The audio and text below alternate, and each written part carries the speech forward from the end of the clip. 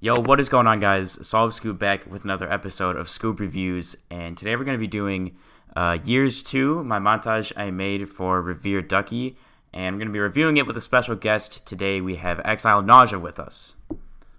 Hello. So yeah, um, any some background on this montage? I don't know. We went through a few different songs and eventually settled on this one. Um, I remember when I found it, I sent it to Ducky and I was like, "This is awesome," and he's like, "Yeah, we should definitely do that," because I think before we had a really weird pop song instead, and this was just a much better fit for how we wanted the montage to feel. You went with an electronic song in the first years, didn't Yeah, you? the first one it was Porter Robinson, and then the second part was Logic, so it was kind of a weird combo. Hmm. Because I think in the first one, Ducky was like, "I don't have any songs, just send me some, and then I'll tell you which ones are okay." And he was like, "Those two are fine," and so I just did them. But this one, I think we definitely talked about it a little bit more. I'm glad you did because Tennyson are amazing. Yeah, definitely one of my favorite artists for sure. All right, let's get into it. All right, so I'm gonna play the first 30 seconds, and then we'll talk about that, and I'll play the next 30 until we go all the way through the Taj. All right. Mhm. All right, I think I already told you that.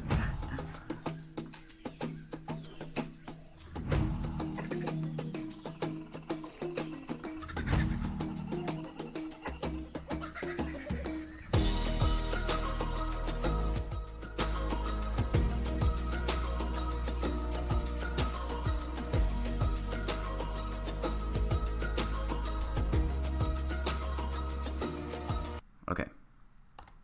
So I guess we can start on the intro. Um, this intro is actually supposed to look a lot different. I made a whole I don't even know how to describe it. It was a bunch of cartoon leaves and shit, and it was all jungly. Because I just the first time I listened to the song, I was like, that sounds like some jungle shit. I gotta put some cool leaves in there, and I made the whole thing, and then I just couldn't get it to work in the end. I was really frustrated. That is annoying. Yeah, I could definitely have seen that, Yeah. but I've been really hard to get right. Mhm. Other than that, it's pretty standard intro. It feels a little bit rushed. I kind of rushed it, and I would have liked this transition between this one and then the years to be faster. Okay. I really like the years or the final text. I love the sort of big blockiness Yeah. and curvature of it. It seems sort of childish and playful looking, Hmm. to match with the song. Yeah, I think that's definitely what I was going for. I'm really bad at text and font, and so I think I was really happy to finally get a font that matched the song well. That was just upbeat and lighthearted. Exactly. So going into this first clip, this Reaper, it paced kind of weird. I don't really know why. I also didn't put in any sound for the Blade Barrage because I forgot. Sounds are annoying. Yeah, that's true. Definitely an area that everyone I feel can improve on. It's you can never be too good at sounds. Okay, yeah. I do like the things you do though. I think it's in the first clip where you turn the volume of the song way down Hmm. before it got. I think that has a lot of impact to it. Yeah, it makes it a lot more significant. Yeah. I do want to ask about the CC though, because I would have thought you'd want to go for something a lot more vibrant song, a lot more saturated. I tried. I just I knew I was I want this to be vibrant and I want to highlight blues and greens, and I just I couldn't get it right. Again, I was really frustrated because I knew I wanted a good CC for this, and I just couldn't get it, and it was really annoying because I just to me oversaturating stuff looks really bad, but I know that's what I needed, so I just couldn't come to a good conclusion on it. Yeah, it's hard to get right. Anyway, still really like the first 20 seconds. Yeah, that was good. The first, I think when I was syncing this, I was as soon as even you sometimes you'll be doing a montage, you sync the first clip, and you're this is gonna be a banger, just Yeah. off the first clip. I think I definitely had that feeling, but it just feels nice to get like a sync that you're really proud of. Definitely. Yeah, the first three clips for me, if I can get past those, then I won't scrap it. Yep, exactly. Yeah, because then you're like invested. You have enough made. Mm. All right, let's hit the next 30 seconds here. Lost in thought, yeah, you're stuck on repeat. Get out of your head and get back on your feet. Now you say you don't know where to start, swallowing each day with the nick in your heart. All right, we'll stop right before this clip starts. So then after that, I go to this linear clip on Meltdown, which like this was kind of like the first clip in this Taj where I started to like sync on beats but not do shots on obvious beats. It was kind of weird. It feels a little bit weird when you watch it. I don't know how to describe it. I was kind of just messing around like with which beats I wanted to put shots on and like trying to experiment like putting shots on beats that you wouldn't expect. It looked okay. Yeah, fair enough. I mean, the song at this point is a bit more sort of mellow Mm-hmm. and less upbeat, so I can understand that. Yeah. So something that I mentioned in the description of this and like that I was really not proud of is that the sins kind of fell apart. I definitely lost all the motivation on the sins, like, and it's pretty obvious I think when you watch it. I would say, I want to ask you, what is your like tip to an editor for how to get good sins? What's like one like key you would say that leads to good cinematics? I'm afraid you're asking completely the wrong person, but I think you've good ones. I don't use synths, pretty much. I think one thing though, maybe if you pause on a scene, it looks like you decided to max out the FOV, I'm Mm-hmm. guessing, which I think looks good on map cinematics. There's a lot of movement, but for player scenes, Yeah, Parsons usually not that lower FOV. Yeah. it sort of emphasizes that the player in the cinematic is standing still and it's static. So it's kind of jarring when you go to the clip, and obviously they're moving around, Yeah. I suppose. Yeah. But take what I say with a grain of salt. That's true. So, did you? I don't know how much I've watched of like stuff you made before you came back. Did you used to do a lot of cinematics, or have you never been a fan of them? I've gone through phases with them, Yeah. but no. So, what's been like the major turning point in your decision to like not film them versus like start filming them? Like, do you just start to see a value and then you'll film them for a while and then realize you don't really need them? I feel it's just too much to worry about, really. That Mm-hmm. what the subject of the cinematic is. So taking the time to go into a map and do a no weapons glitch will get people to stand there for you, and then I worry about all sorts of things. The armor they're wearing, the weapons they're holding, the shaders they have, even which Destiny 2 made worse, I suppose, the weapon shaders. Yeah. And oh god, it's just a rabbit hole of worries. Yeah. I'd rather do It it definitely adds like another thing to worry about. Yeah. I just like I in a few edits I've done, I've been a fan of not doing cinematics, but then people will just be like, you need to have him in, and I'm like, shit, I guess I do gotta have him in, but I don't want to have him in because it's like a pain. Yeah. All right, so then after this, yeah, it's just I think the FOV is really what kills the cinematics on this. You're right.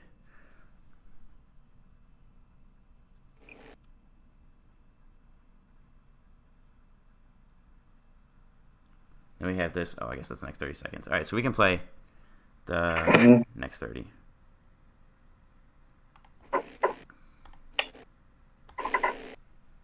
Don't let my outside. She's out, running to the dark, and we'll raise our arms and shout. This is how we face the night.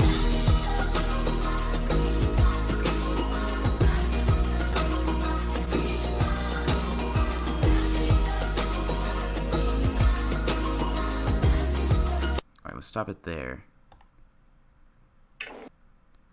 So here, yeah, we have this Supremacy clip where I cut the song again, and I felt like it felt really nice as well. With like I did a lot of displacement and TV channel change and stuff, and I like desaturated it. It just looked really nice. Agreed.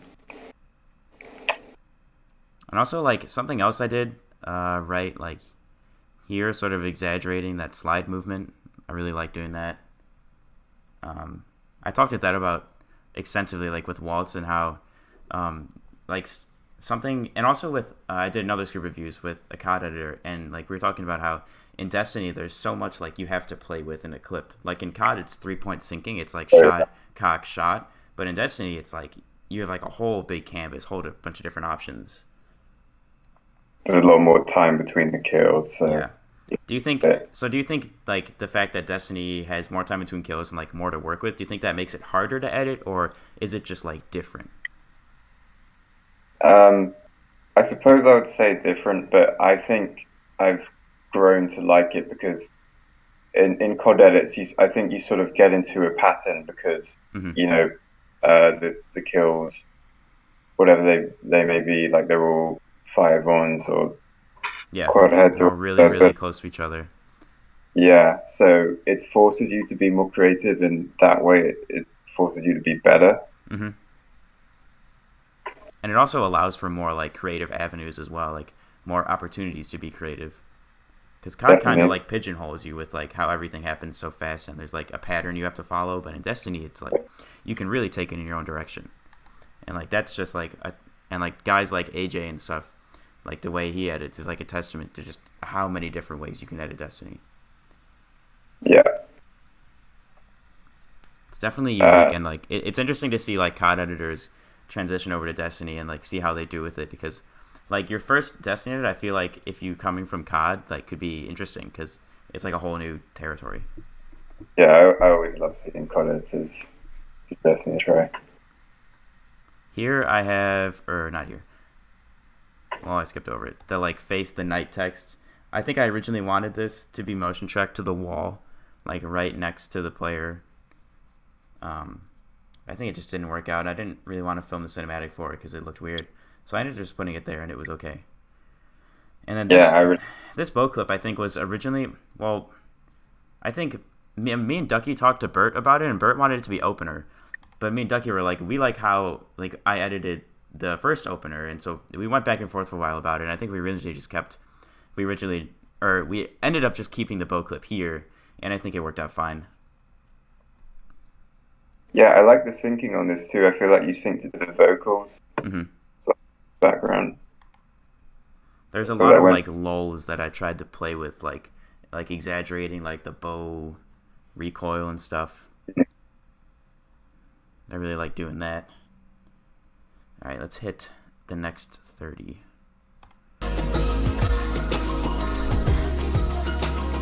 This is how we face the night. Turn the page, let your words overflow. All of this will change. Can you learn to let go?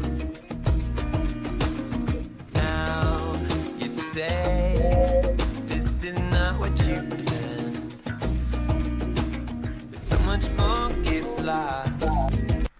All right. So the thing that I think bothers me most in this, like section of time, is probably like the transition to the cinematic, and then it just feels kind of jarring because of like you mentioned, like I think I had some FOV issues, but it wasn't Mapson, so I guess it was okay. But like it just feels weird, like I scaled it wrong or something. I feel like it happens a lot, and I wish I could go back and change that for sure. Yeah, one thing I know I might have tried. I don't know if you've seen like not that he's in Red now, but Red Sans cinematics. He often does them as camera into like exactly where the player's standing. Yeah, and it's a very smooth transition. Yeah, it sort of keeps you like in the cinematic flow of the clip. Yeah. I I had definitely had a lot of fun with where is it?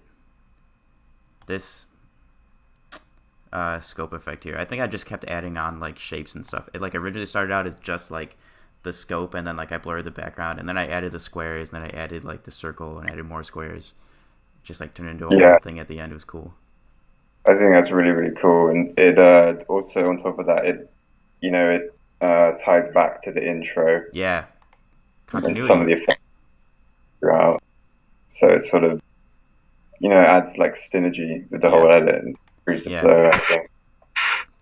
I had a really sick idea for this cinematic because I really like that spinning circle thingy.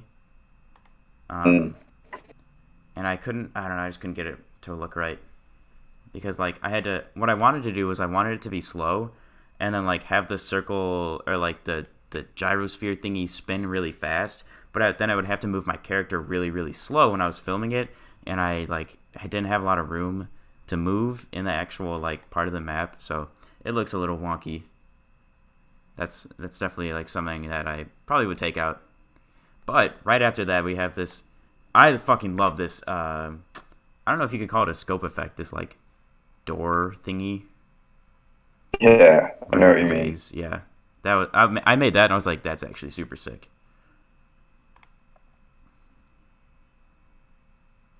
I also Yeah, had it like definitely got impact to the clip. yeah, I had like some Luma dissolve to help it out as well. That's probably like the nicest 5 seconds in this entire montage, in my opinion. But I also like view it differently than you do and probably other people. Yeah, the scope effect beforehand with the squares. I don't know that was pretty good. That was pretty good. I've used up in those two instances. I used up all my scope effect. Good luck. Now I just ran out of it. All right, let's hit the next 30 here. Trying to keep you back. Though at times it feels upset. This is what it takes to see what you're fighting for. So let's put our torches out. This is how we face the night. All right, so I feel like these cinematics after the Midtown Alone as a God clip are brutal. Like they just don't feel connected to the clips at all. Those are probably like my least favorite cinematics. Like right there, I didn't think I even scale transitioned it.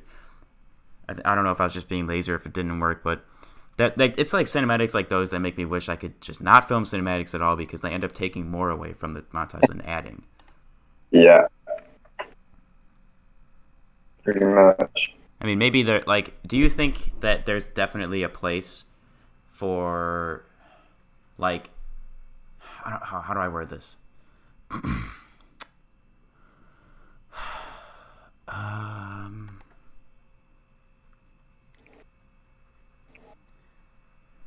I don't know. Do you think there's like definitely a place for editors who shy away from cinematics? Like I know you've definitely like integrated it to your style, but like I've never seen a new editor like in the Destiny community start out not using cinematics because they all feel like they have to.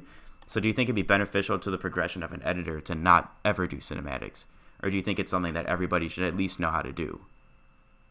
Um, I think that you should play upon your strengths as an editor. So if you are a new editor, you should absolutely try doing cinematics because they can be very Mm-hmm. helpful for, I mean, intros if absolutely nothing else. But you know, as you say, like you seem to think that these cinematics like deteriorate the overall quality of the edit. You prefer not to have them because they're not up to the standards of everything else you're doing. Mm-hmm. For me, I just don't think I'm good at cinematics, so I'd rather not spoil Yeah, everything I do. that's definitely a really interesting mindset. Like if you're not good at something, just don't do it. Like no one's gonna hold a knife to your throat and be like, put the cinematics in. It's like if you're not good, just don't do it. Yeah, and the time you spend not recording cinematics, you can be doing things you're actually good at, That's I guess. true. That's an excellent point. So do you think that sentiment that like spending less time on things you're not good at can hold a candle to like other parts of editing? Like if you were to say like, oh, I'm not very good at CC, I'm just not going to do it, or do you think there definitely needs to be a line drawn somewhere of like things you can say you're not good at? Um, it depends how you go about it. Pretty much, like not doing CC. If you embody that into your style, then I think you can make it work. Like a lot of COD rock editors, they don't use CC besides like some exposure or levels or whatever. And it's still enjoyable to watch, Yeah, really. Um, so it depends, I suppose. And I feel like some people could easily take it the wrong way yeah. and just, but It's an interesting topic, interesting thing to think about. sure. All right, let's do the last 30 here. Face the night.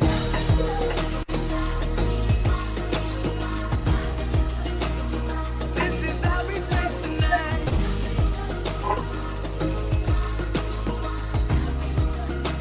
Yeah, this is how we face the night. Yeah, sometimes it's hard to breathe, but this is how we face the night.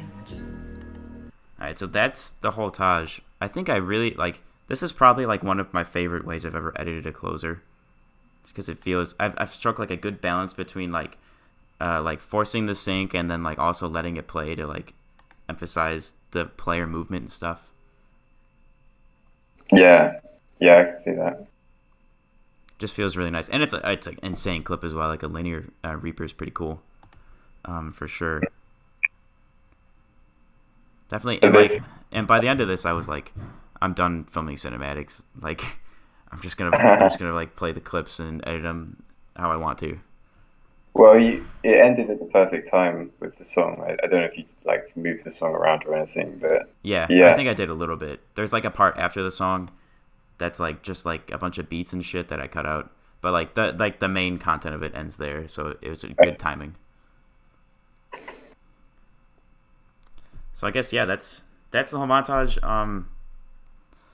I think looking back, I'm pretty proud of it. Like I definitely made a lot of improvements there. Oh God, you just clap. A lot of improvements on my use of effects. Like the scope effects was like really good for my development, because when I made yeah, Hypoxia with Solve Blue, I shied away from a lot of effects because I had this mentality that like I need to showcase the clips and that's all that matters.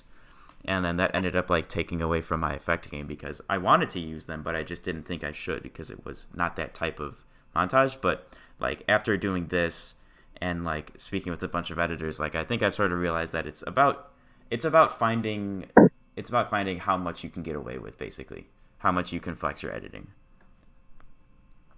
I can agree with that. Yeah, What are I your really like. yeah? What are your like overall thoughts on this, on like the montage?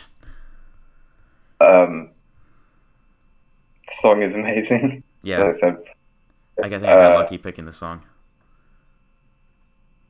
and yeah, I thought the colorful, like glowing effects of the squares and the text and everything. I really like that, and it would have been cool if you'd done even more of that somehow, even though it would have been a lot of work. But Hmm. yeah, it just felt like a sort of unique style that was so appropriate for this song, Yeah, and it was really refreshing to see. And sort of, when you see new effects and things like that, it just makes you motivated to edit. You want to try it out yeah, for yourself right away. yeah. It's definitely, I think the strongest part about this montage is how well I crafted like something based on the song. Because when you see like a montage that's like it feels disconnected from the song because like the effects don't match up, it sort of like detracts from it a little bit. But like when you see Uh, something like this where it's like so integrated with the song, it is really refreshing and it's nice to see. Definitely. All right, I'm gonna hit an outro. All right, thank you guys so much for watching this episode of Scoob Reviews, and a big thank you to Nausea for coming out and talking about yours too. Anything you want to say before we cut this out? It was a lot of fun to be here. Thank you for inviting me. Yeah, I'm happy that like there's content to be made Hmm. for editing. It isn't just editing, talking Yeah. about it as well. Yeah, definitely. Thanks. I'm glad you do this series. Awesome. All right. Yeah, thank you guys for watching, and we'll see you in the next one.